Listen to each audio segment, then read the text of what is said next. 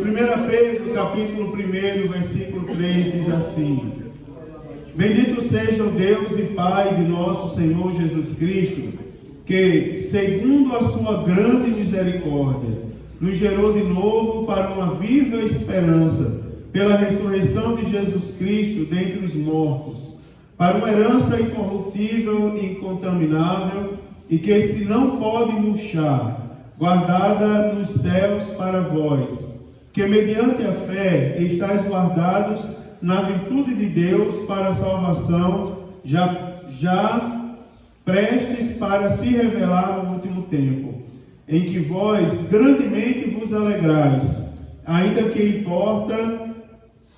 agora importa, sendo necessário, que estejais por um pouco contristados, com várias tentações, para que a prova da vossa fé, muito mais preciosa do que o ouro que perece e é provado pelo fogo, e se ache em louvor e honra e glória na revelação de Jesus Cristo, ao qual, não havendo visto, amais, no qual, não vendo agora, mas crendo, vos alegrais com gozo inefável e glorioso, alcançando o fim da vossa fé, a salvação da alma.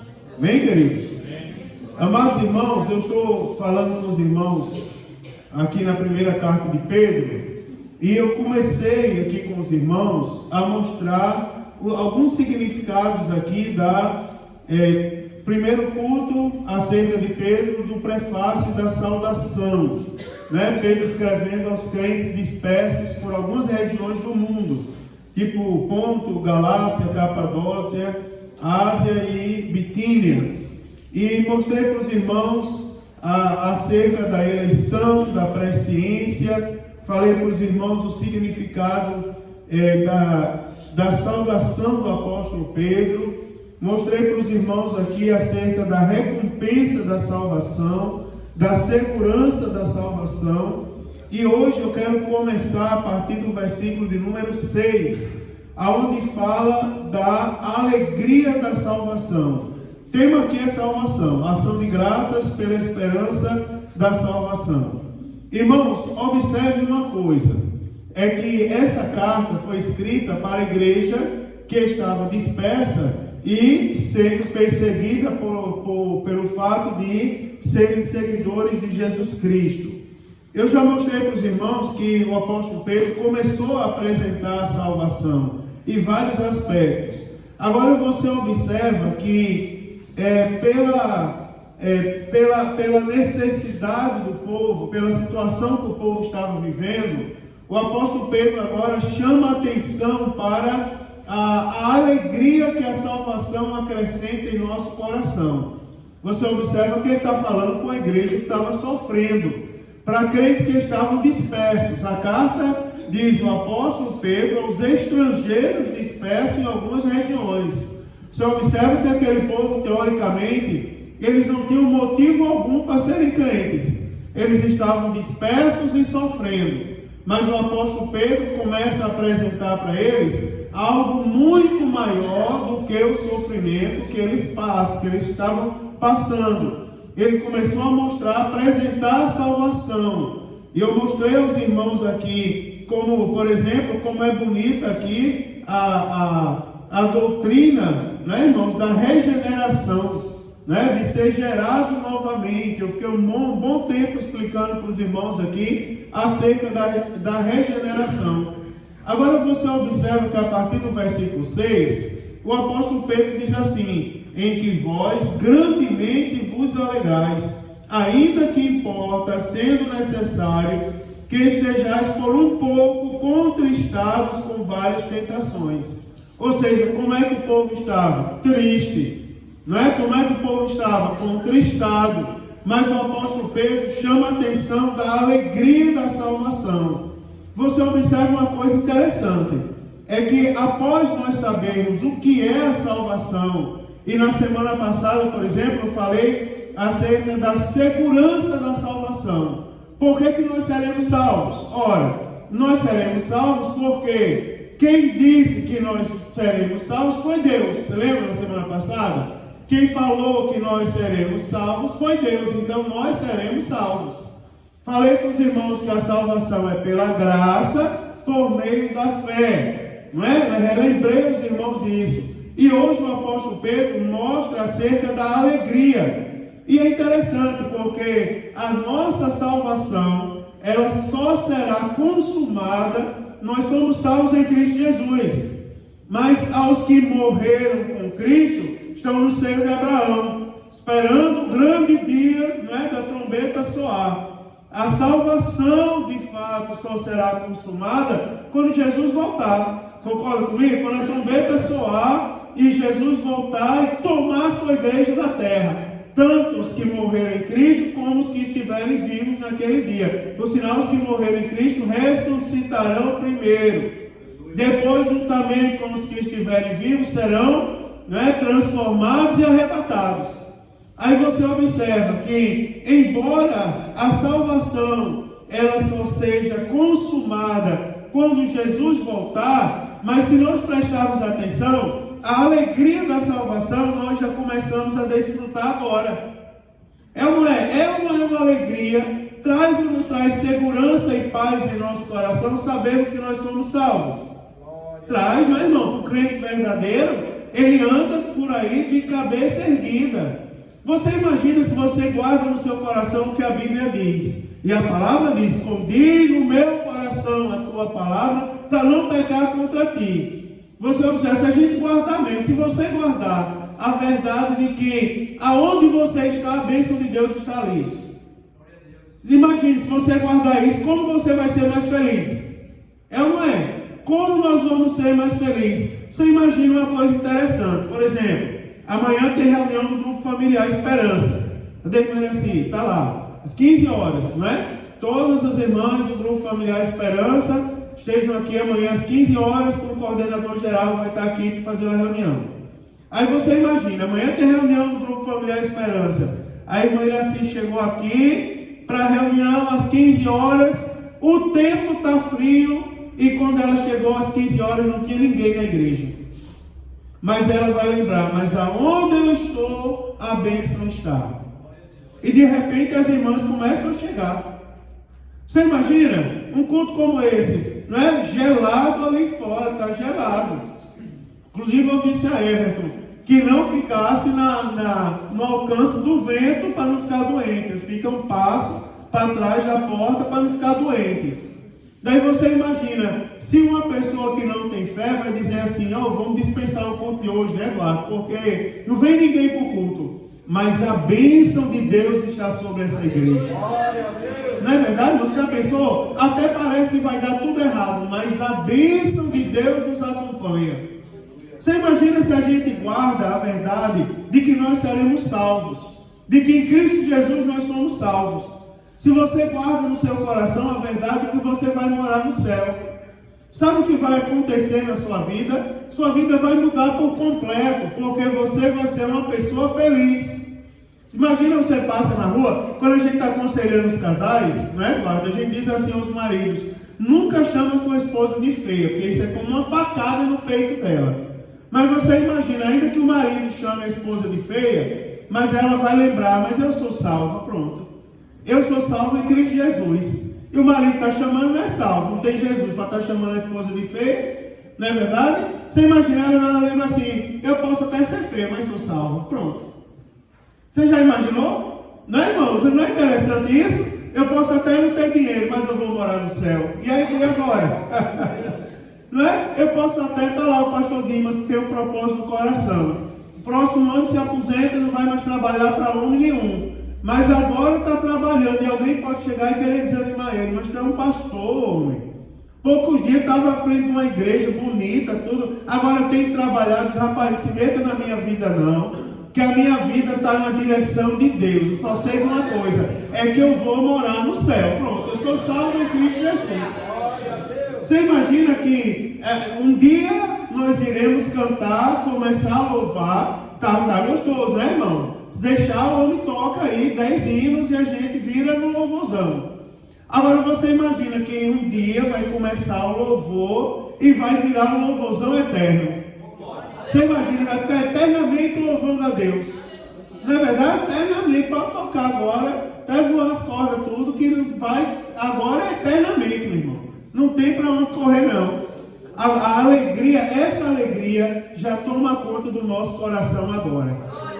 Simplesmente por nós sabermos e guardarmos no nosso coração que nós somos salvos em Cristo Jesus, em que vós grandemente vos alegrais. Não é? O apóstolo Pedro dizendo ao povo que estava sendo perseguido. Você imagina uma pessoa apanhando e rindo, dando glória a Deus? Você imagina, esse final de semana é a conferência missionária. E a gente foca bastante nos projetos missionários do departamento. Mas missões é um assunto muito complexo. Você imagina se a gente for falar da igreja perseguida. Eu não sei se vocês já viram, mas está aí, na internet tem imagens e fotos e situações da igreja perseguida. Você imagina um enfileiramento de crentes, de joelho, com uma capa preta na cabeça, daqui a pouco começam a tirar a capa, vai ser tudo decapitado, né? Teve uma época aí, teve um grupo de loucos aí, que dominaram os países e começaram a matar os crentes que tinham lá. Daí passava na internet os vídeos, tiravam a capa da cabeça, o homem com a espada desse tamanho assim, para decapitar os crentes. E tinha uns de cabeça baixa chorando, mas a maioria estava de cabeça erguida e com a mão para o céu agradecendo a Deus. Mas agradecendo o quê? Qual o motivo que tem para agradecer? De repente tomaram tudo, colocaram de joelho para ser decapitado. Qual é o motivo de se alegrarem? O motivo é porque eles têm certeza de que podem até ser decapitados nessa vida, mas vão para o céu quando Jesus voltar. São salvos em Cristo Jesus. Não é? Missões é um assunto que comove o coração da gente, que exemplifica muito bem o que eu estou falando aqui. Você imagina, irmãos, só para relembrar os irmãos que os sofrimentos que nós passamos nessa vida, eles não conseguem, irmãos, ofuscar a glória que Deus derrama sobre nós enquanto nós estamos aqui. Tem uma coisa que a gente não pode deixar de fazer. Essa tarde eu estava orando e lembrando de dizer para a igreja: a gente não pode esquecer de dar glória a Deus. A gente não pode esquecer de ser pentecostal, irmão. Está frio no tempo, mas o coração está aquecido com a glória de Deus. A gente não pode deixar de dar glória a Deus, aleluia, de falar línguas estranhas, a gente não pode deixar. Crente que é batizado no Espírito Santo de Deus, ele fala línguas estranhas. Isso é uma verdade que ninguém pode arrancar da nossa vida. E a gente não pode esquecer, não pode deixar o coração esfriar, porque as aflições desse mundo, né, irmão, não são maiores do que a glória de Deus sobre a nossa vida. E a certeza da salvação acrescenta uma alegria inexplicável para o mundo. Agora, o apóstolo Pedro, ele vai mostrar para a gente alguns aspectos aqui da alegria da salvação. E eu quero começar a mostrar a vocês esses aspectos hoje. Preste bem atenção que a Bíblia vai dizer assim, ó: em que vós grandemente vos alegrais, ainda que agora importa. Aí a Bíblia diz, coloca entre vírgulas, se você observar aí, ainda que agora importa. Aí diz assim, sendo necessário que estejais por um pouco contristados. Interessante, é necessário que a gente seja entristecido nessa vida? Não é o que o apóstolo Pedro está dizendo aqui? Ele está dizendo assim, ó, ainda que agora importa, sendo necessário. Ou seja, é necessário que nós estejamos, que as pessoas estivessem contristadas, que elas estivessem tristes naquela época, e que a gente esteja hoje, porque essa carta é atual. A primeira coisa que a gente aprende aqui, irmãos, é porque com essa expressão aqui, sendo necessário, algumas versões dizem se necessário, não é? Indica que parece que Deus sabe que tem momentos que a gente precisa ser afligido. Parece que Deus permite que às vezes as aflições venham sobre a vida da gente, porque parece que Deus quer que a gente aprenda alguma coisa. Você já aprendeu uma coisa? Já viu uma coisa? É o perigo quando está tudo bom demais. Quando está tudo muito calmo, tudo muito tranquilo, é um problema. Se ninguém estiver perturbando a gente, é interessante, isso é um problema. É um problema sério, a gente precisa ser atribulado. Uma vez eu contei isso há algum tempo aos irmãos, que uma vez pareceu um culto da Vitória lá em Parnamirim, em um dos setores, e era um dia diferente de culto. E diziam assim, mas seja uma bênção aquele culto. Aí eu fui lá. Pastor era um pastor conhecido do campo, é um grande pregador, por sinal. E eu cheguei lá e eu fiquei meio chocado com uma coisa que ele fez. Porque ele disse assim, irmãos, vamos fazer a oração da campanha, do culto da Vitória. Aí ficou todo mundo de pé e uma mulher veio caminhando para frente, assim, primeiro, antes dele chamar o povo. Aí ele disse assim, aí a mulher olhou para ele e falou bem assim, pastor, ore por mim, porque eu não sinto mais vontade de orar. Eu não tenho mais palavras para orar. Eu não sinto mais vontade de buscar a presença de Deus. Aí ele com aquele vozeirão disse assim, queridos, estenda suas mãos para cá, vamos orar por essa serva de Deus. Vem aqui na frente. Aí a mulher veio, botou a mão na cabeça dela e começou, Senhor. E todo mundo fechou os olhos e estendeu a mão. Aí ele disse assim, Senhor, manda luta sobre a vida da tua serva. Todo mundo abriu os olhos, inclusive eu. Manda luta sobre a vida da tua serva. Senhor, eu não sei como é em casa, mas eu sei que ela é casada porque ela tem uma aliança no dedo. Mas eu não sei como é o marido dela em casa, mas endurece o coração dele em relação a ela. Senhor, manda prova. Eu não sei se ela tem filho, mas se ela tiver, permite que o filho dela dê trabalho, que falta alguma coisa na casa dela, para que tua serva volte a ter palavras para falar com o Senhor, para que ela volte a ter motivo para orar, para conversar com o Senhor. É interessante, irmãos, como as provações às vezes ensinam. E é assim, não é necessário Deus mandar luta para a gente ter motivo para orar. O problema é que tem pessoas que estão se conformando com o mundo que a gente vive. Você sabia disso? Tem pessoas achando que está tudo bom demais. Está bom demais ser perseguido. Está bom demais. Ontem eu estava conversando com os irmãos ali e eu disse assim, eu tenho impressão, Deus não me revelou, não falou no meu ouvido, veio um anjo do céu me dizer isso. Mas é uma coisa que eu acredito. Não teve aquele decreto das armas para devolver as armas?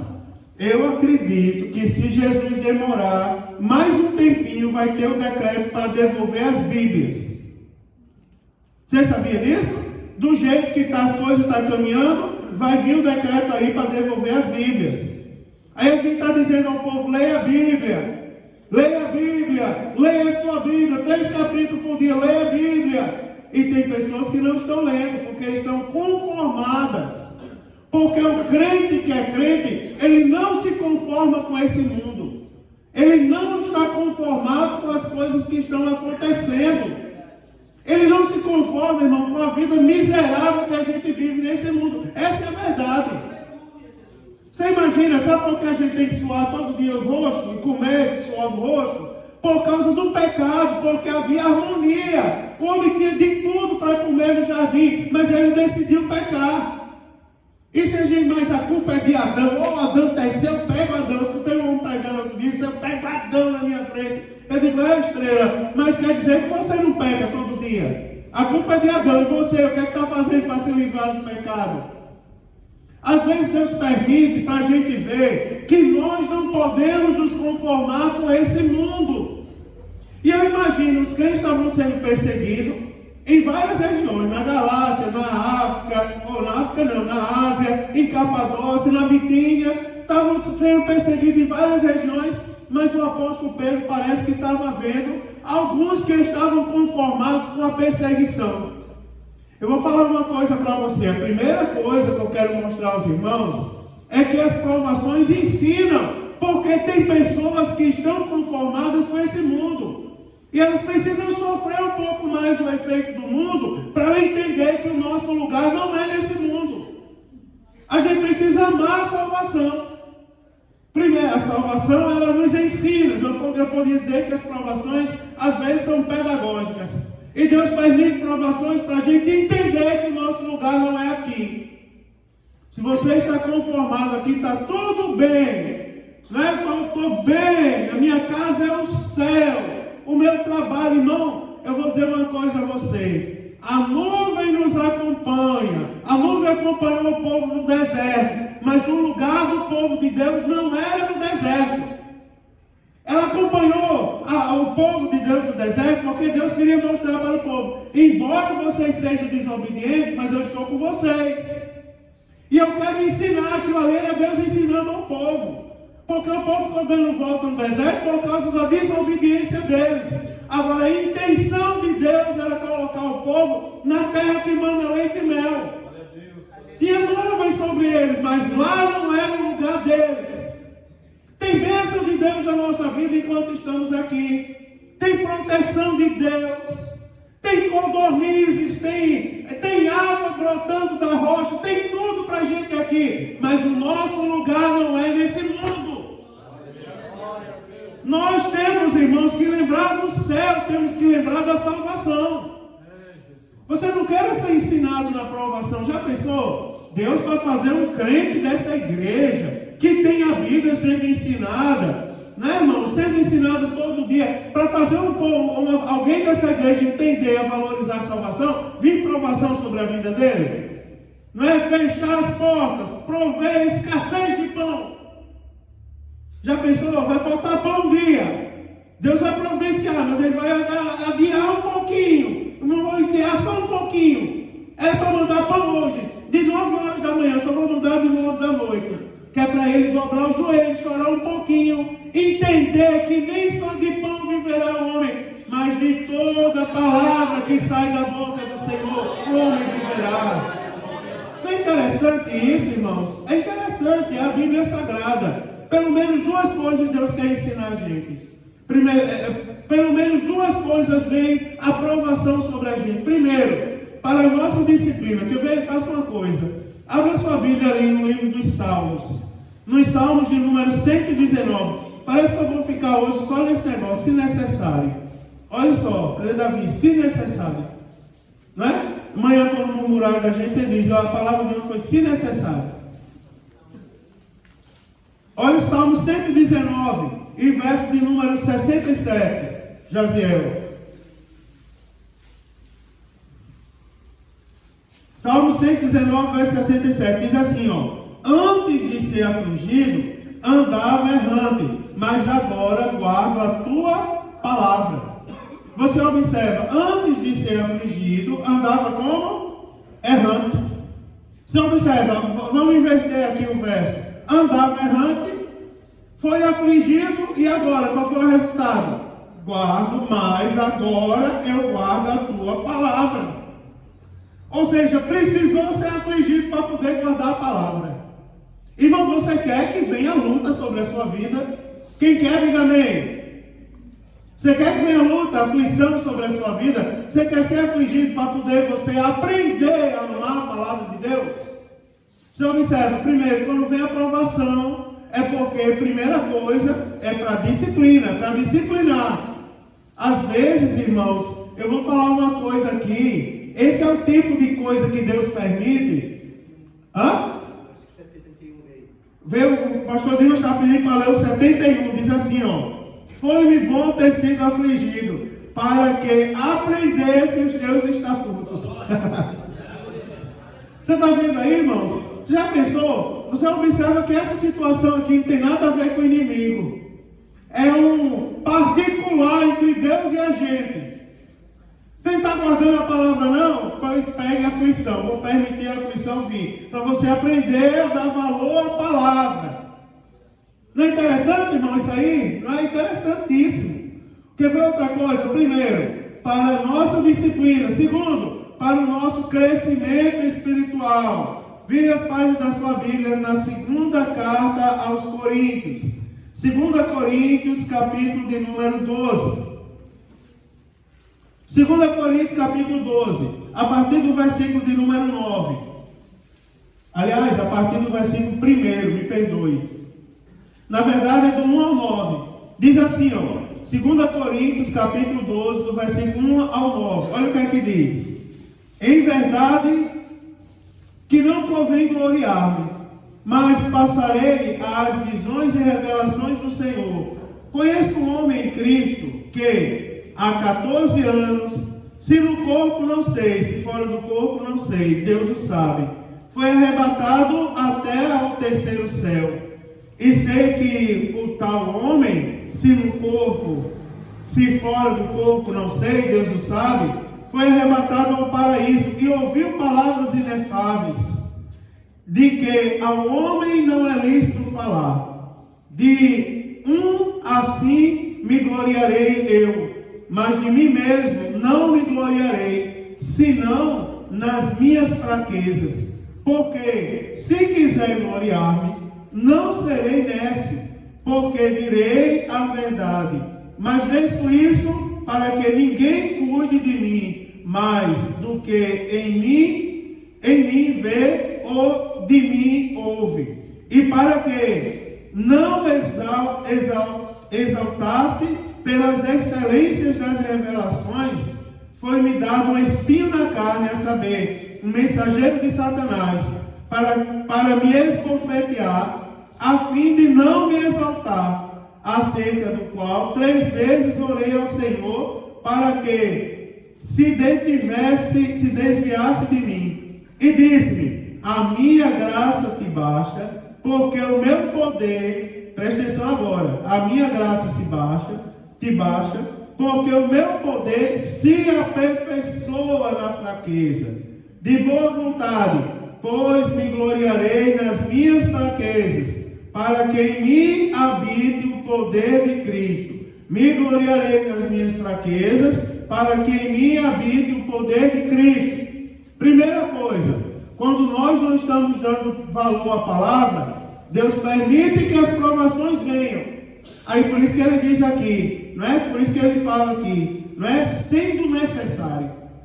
E Deus permite que as provações venham por 2 motivos. Primeiro, para nós nos disciplinarmos, para nós darmos ouvido à palavra, voltarmos ao nosso coração à palavra.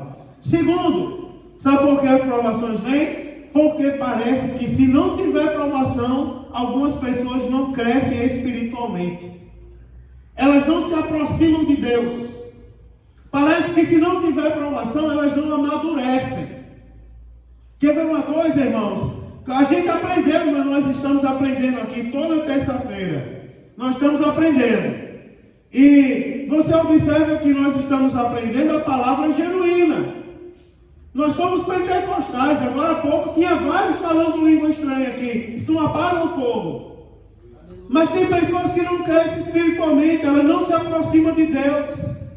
Ela não conhece o Deus verdadeiro. Ela é levada por qualquer coisa.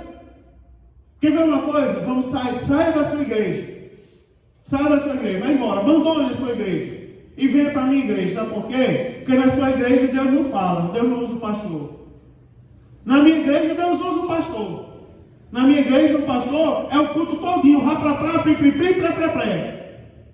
E não traz ninguém sem vitória. Não é? Pastor Dimas, recebe a vitória. Gustavo, 10 mil reais na conta. Irmão Samuel, carro novo. Irmão Elimar, uma viagem para Nova York, de ida e de vinda. Não é? E sai dizendo, Eduardo, não é? Um avião para você passear com o irmão Rose e Antônio. E sai falando, Aline, não é? Um barco príncipe para tu ir embora para Belém do Pará e voltar a hora que quiser com o Paulo. Todo culto tem vitória. E se a gente for observar, em culto nenhum ninguém recebe nada. Já observou? É tanta vitória lançada, e se a gente for observar, em culto nenhum recebe nada. Porque as pessoas não cresceram espiritualmente. Eu estava no mercado outro dia e tinha 2 servas de Deus conversando. E uma dizia: tu viu que Deus falou para mim? Que eu vou mandar nesse bairro, que eu vou ser a profeta do bairro. Eu digo: eita Jesus! Quase que eu falava língua estranha. Eu digo: eita Deus, que coisa! Já pensou? Eu vou ser a profeta do bairro. Aí a outra disse: tu viu que Deus me prometeu também? Ixi, eu vou andar por ruas de ouro ainda nesse mundo. Eu digo: eita, vai para Dubai com o sheik, né? Aquele povo tem muito dinheiro lá, joga Ferrari no lixo, não é? Aí lá, né, Cid? A pegar uma coisa, um descarte daquele ali. Você imagina, não é? Mas no final não recebe nada. Porque não cresceu espiritualmente. Aí você já percebeu que esse povo vive na luta? Você percebeu que se você for observar a vida desse povo, vive na luta? Vive na luta, vive na prova. E não entende que Deus está permitindo ficar na prova, porque Ele quer que você cresça espiritualmente, criatura. O caminho é o caminho da palavra, rapaz. Anda pela palavra.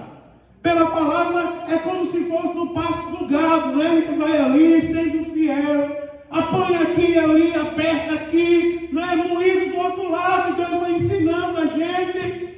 E Deus vai falando no nosso coração. E a gente vai aprendendo verdadeiramente o que é ser crente. Porque é o seguinte, ó, se Deus não permitir para a aprovação para esse povo, se você vê que isso é uma prova de amor de Deus. Deus está querendo que esse povo se aproxime dele, eles não estão entendendo. Porque se não se aproximar de Deus, irmão, não vai sair do deserto. Vai ficar comendo codorniz o resto da vida. Você imagina aí, codorniz, tem codorniz, você quer pé e codorniz, aí tem gente que vai se contentar com aquilo, com um bicho desse tamanho, né? Tem um monte de codorniz, Eduardo, vamos lá para casa, vai ter churrasco de codorniz, pastel de codorniz, feijoada de codorniz, macarronada de codorniz. Ô meu irmão, se aproxima de Jeová, meu irmão. Jeová tem coisa melhor para você, rapaz, sai do deserto, vai crescer espiritualmente.